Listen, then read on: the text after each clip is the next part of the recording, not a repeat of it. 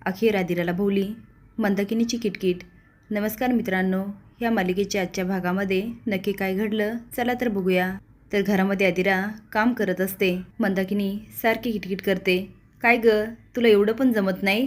हे बघ, तू अशी करती आणि सगळे मलाच नाव ठेवतात. ती स्वानंदी तर माझ्यावर काय काय आरोप करते. काय तर म्हणे मी तुझा छळ करते, तुला त्रास देते. तिला म्हणाव इकडे ये बाई आणि बघ इथे. मी हिला त्रास नाही देत, हीच मला त्रास देते. असं वाटलं होतं सून घरी येईल मग आराम मिळेल. कसलं काय? आदिर म्हणते आई मी करते ना.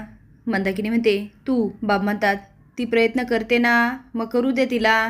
अगं तिच्या भोवती तू केवढी किटकिट करतेस. असं असेल तर कुणाला जमणार आहे? मंदाकिनी म्हणते हो हो बोला मलाच. आता ह्या गडबडीत आदिराला दुखापत होते. आता ती एवढी होते की बाबा घाबरतात. आता आदिराला खूप त्रास होत असतो. बाब म्हणतात पहिले हॉस्पिटलला जाऊया. तेव्हा मंदाकिनी म्हणते मी काही नाही केला, माझ्यावर कोणी आळ नाही घ्यायचा.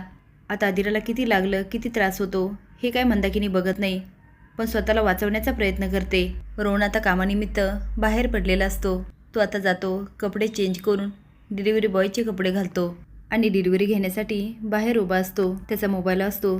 ते बघून रोहनला खूप आनंद होतो आणि तो म्हणतो मला ऑर्डर सेंड झाली आहे. तेवढ्यात एकजण पार्सल घेऊन येतो आणि म्हणतो ऑर्डर नंबर 84. रोहन कॅब घालत म्हणतो मीच order number 84. Thank you so much दादा. आता पहिलं काम मिळालं म्हणून रोहन खूप आनंदात असतो. आता तो बाईकवरून ऑर्डर देण्यासाठी चाललेला असतो. बाब म्हणतात आदिरा चल. आता ते रिक्षा करतात आणि आदिराला घेऊन जात असतात. त्यामध्ये आदिराला खूप त्रास होतो. बाब म्हणतात आदिरा खूप त्रास होतो का? ती नाही बाबा, पण तिच्या तोंडावरून स्पष्ट जाणवत असतं. बाब म्हणतात दादा लवकर चला ना. रोहन आता एका एरियामध्ये येतो आणि ऑर्डर देण्यासाठी एका ठिकाणी उभा असतो आणि मनात विचार करतो चला काम तर सुरू झालं. आता घरी कळायला नको मी हे काम करतो. पण तेवढ्याच समोरून रिक्षा येत असते आणि रोहन अगदी समोरच उभा असतो. त्या रिक्षामध्ये बाबा आणि आदिरा असतात. रोहन त्यांच्याकडे बघतो, त्याच्या पायाखालची जमीनच सरकते.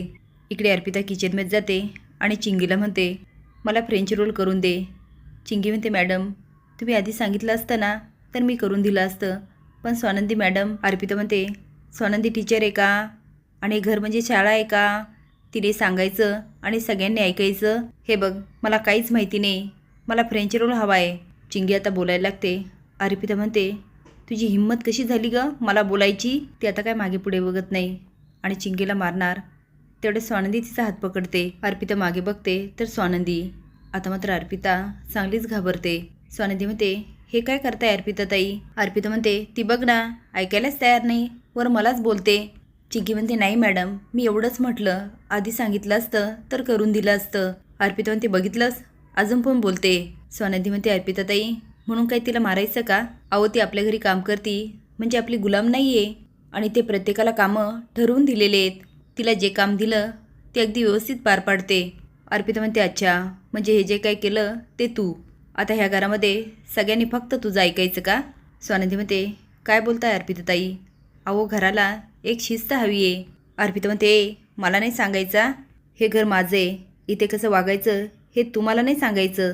स्वानंदी म्हणते हे तुमचं माहेर आहे, कदाचित तुम्ही विसरलात अर्पिता ताई. आता मात्र अर्पिताच्या चेहऱ्यावरचे रंगच उडतात. असेच नवीन अपडेट जाण्यासाठी लाईक आणि सबस्क्राईब करा. धन्यवाद.